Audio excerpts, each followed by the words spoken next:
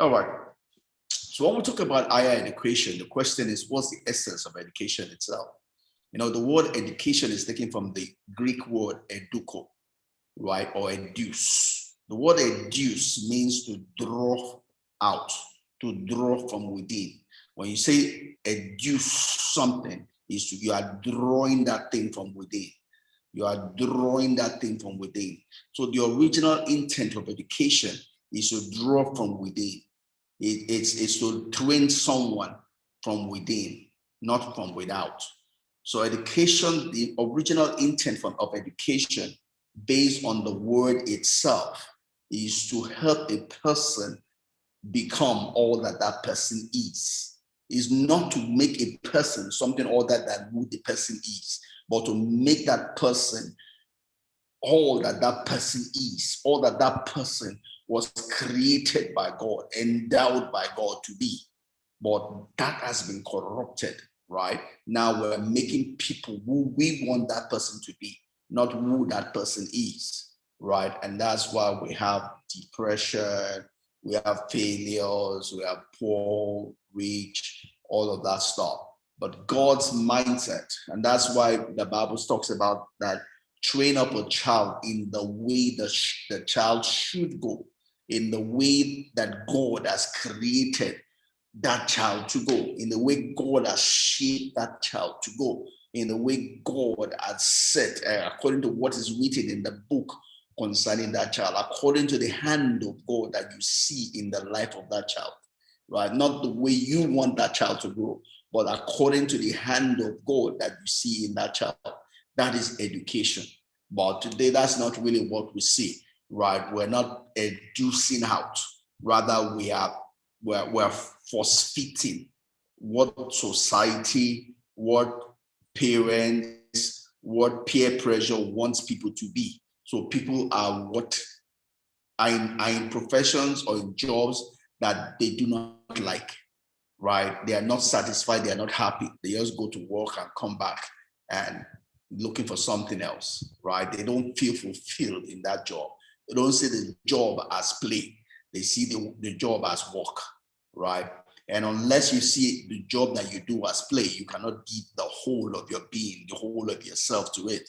Therefore, there's a limitation on how far you can go in that job and how much you can prosper in that job, right? So that's pretty much the challenge we get to face, right? So I've seen people whose parents have either forced them to be doctors or forced them to be lawyer or forced them to be engineers, and they do it for their parents. And when they're done, they go do something else, right? I've seen a doctor become a baker, I've seen an engineer become a fashion person,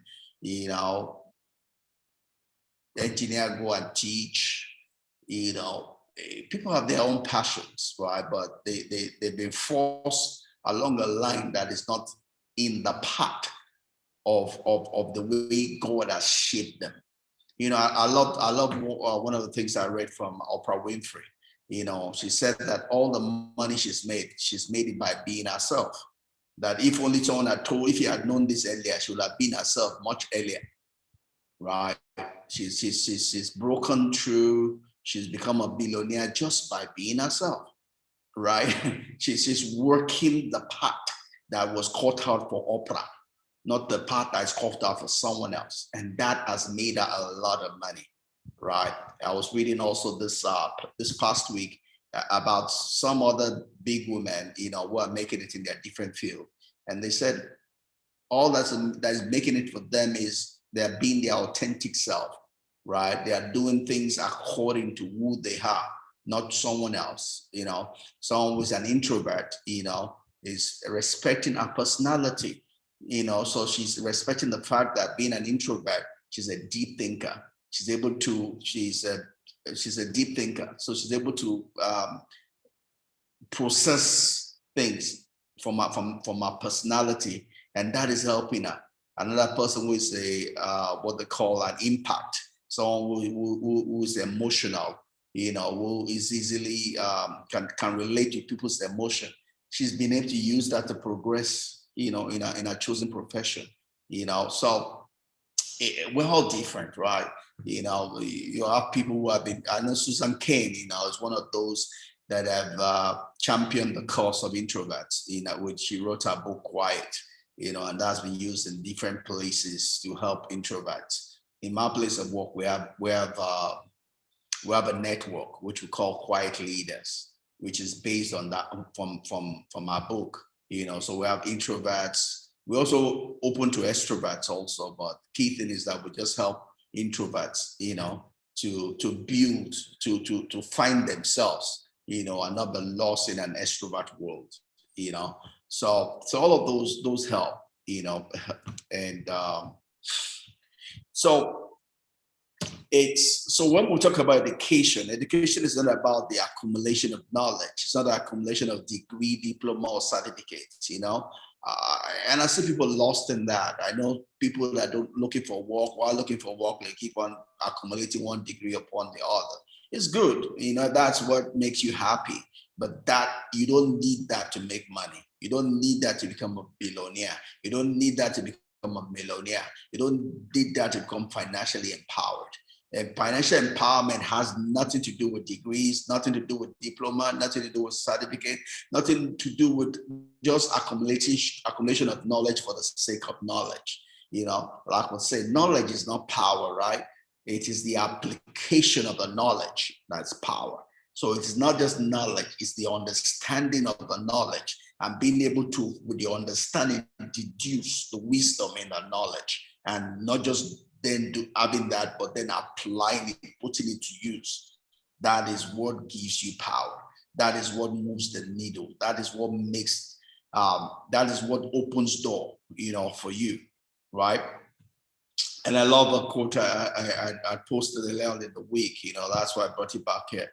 It says, I'd rather be rich and be anonymous. I'd rather be rich and not have a doctorate degree or PhD after my name. Why have all the PhD and long degree and be poor and not be able to meet the needs, not be able to meet my need. So financial empowerment has nothing to do with the MMN, FFP, OON, all of that are useless, when we talk about finance. Before I go on, Toba, any question? Are you flowing with me so far? No. Yes. I'm flowing. All right, great. I'm So, flowing. great. I'm Just happy to hear running that. with certificates and no money. Yeah, yes, absolutely.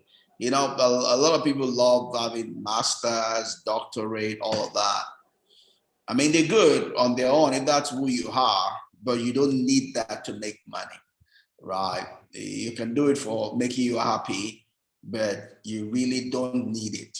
If all you're talking about is to be fulfilled in life, is to be useful in life, is to be financially empowered, right?